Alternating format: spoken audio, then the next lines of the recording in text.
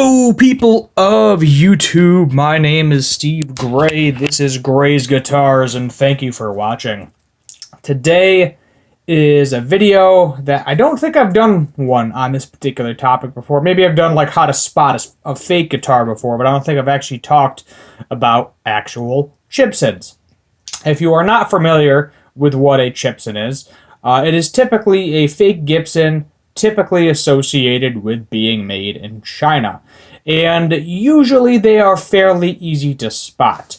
The reason I say they are fairly easy to spot is because they usually have a metric style bridge, not the ABR1 or Nashville style bridge. They don't have a nitro finish. 9 out of 10 it's polyurethane. They do not have fret nibs. They do not have the wings on the headstock. And usually the truss rod is also a metric style, not an American style, where you have to use a socket to adjust it as opposed to using a Allen key or hex wrench, whatever you like to call it. However, I was browsing AliExpress. That's where some of these come from. If you are interested in buying one, I would recommend not buying one because, one, it's technically illegal, especially if it's actually branded, made in USA on the headstock and it says Gibson on it. And two, the quality of these things are pretty terrible. It's very hit or miss, meaning that it's either going to be an okay playing guitar or it's just going to be straight garbage. You're going to need a lot of work done to it. I've seen them where they don't put the bridge in the correct place. The frets are all out of whack. They make them with wet wood sometimes, so it's going to warp when you get it, especially the kits. The really cheap kits, they usually throw them together when they're wet. They warp, and there's really nothing more you can do with them. But I ran across one specific guitar on here that is kind of scary as to how much of a Gibson it actually looks like. The qualities of a Gibson that it actually has. It is a Les Paul. Now, even with the nitro guitars, which yes, you can get a nitro finished Chibson. They do make them in several different variations. Here you can see a Stratocaster. Here's like an ES335, a Telecaster. Here is like a DC style guitar, double cut, junior. And with the juniors, the thing is the relicking job is kind of meh. The bridge is basically going to be there.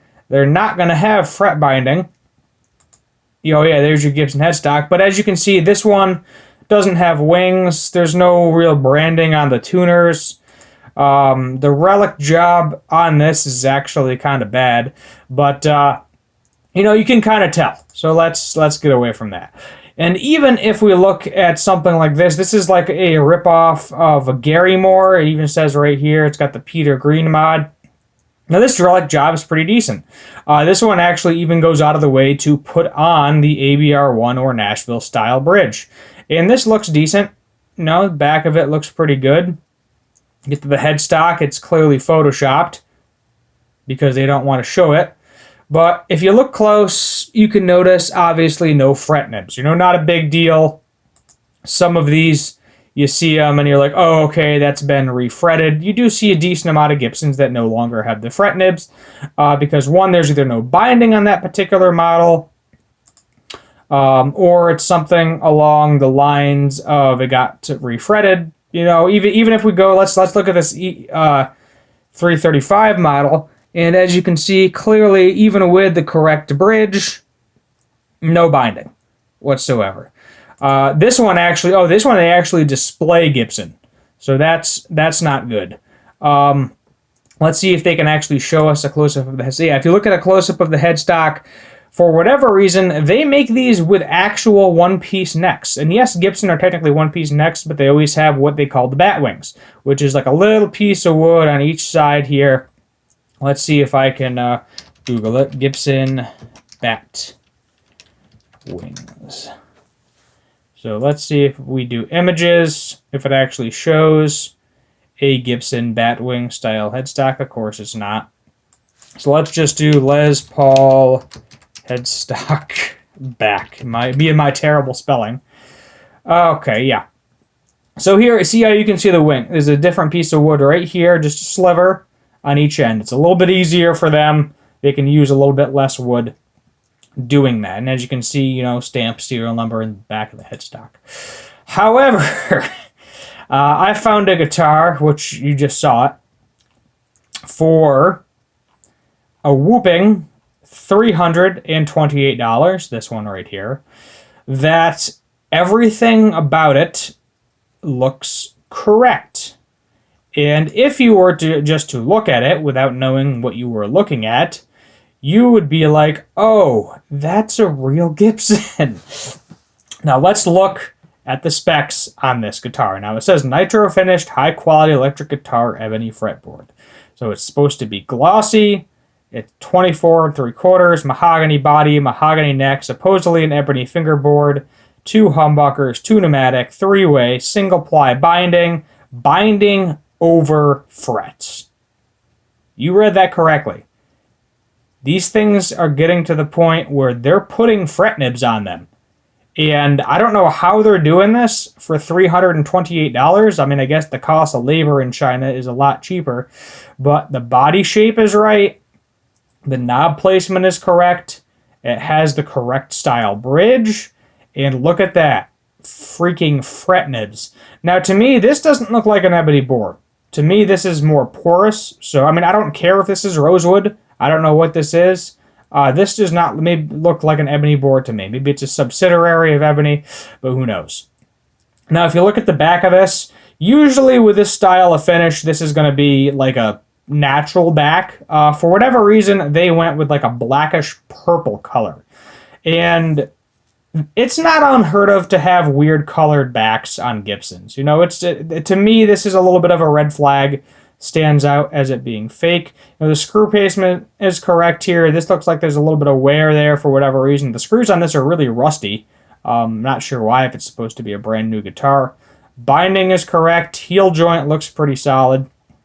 And if we look up here at the headstock, this is also where it gets scary. Now, you can't really see anything on this side. I can't tell if the bat wing is there or not, but right along this edge, if you're following the cursor here, hopefully I lined this up with the audio correctly, they actually have a sliver for the bat wing. So it's getting scary. I mean, you can definitely, the untrained eye can definitely, on this guitar specifically, would not surprise me if someone listed this for like $1,500. They looked at it, saw the bat wings, saw the correct bridge, played it, saw the fret nibs. Would not surprise me one bit if someone thought this thing was real, if they were to buy it. And it is. It's kind of terrifying that they're getting this good, because you have people that aren't as experienced and have more money than they know what to do with. And, you know, they'll go out and buy a Gibson for their first guitar, and they won't think anything of it. They'll think this thing is real. You know, they want a little bit of a deal on it, so they go to buy it used as opposed to real. The only thing that would really determine looking at this is taking off the truss rod cover, which most people don't seem to have a problem with. I don't know if we have a close-up of the truss rod headstock here. Let's see.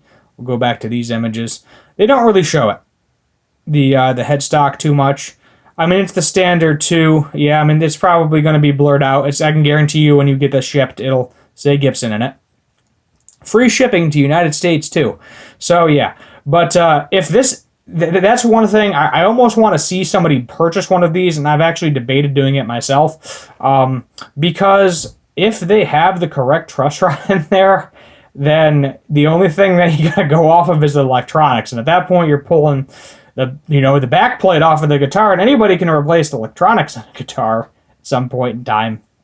So I doubt this thing has the correct truss rod. Like here, I'll show you the difference. So Gibson truss rod. Let's see if we can get a close-up of that. Yeah, here's a picture right here. So there's your socket. And now we go to Fender truss rod nut. And you will see, yeah, see this fits a hex wrench, and it's typically crammed in at the top of the guitar. That's what the imports typically have on them. So the fact that this thing has fret nibs, it's a nitro finish, it has the correct bridge, it has the bed wings, it's kind of crazy at how good these are getting. And it's kind of a red flag. Like this is a lower model. This would be considered like a traditional, or maybe like a plain top standard, something along those lines. So be careful is what this ultimately comes down to. Inspect the guitar thoroughly. Check that truss rod cover. That's going to be a dead giveaway. And they got fret binding now. They got fret nibs now. So definitely be careful, because these are definitely coming to a local neighborhood, and someone's going to spend $1,000 on this, and they're going to be out $1,000 and bought a fake guitar, and then who knows where that person's going to be. They're going to be, a fart in the wind. My name is Steve Gray. This is Gray's Guitars. Thank you for watching, and as always, have a good one.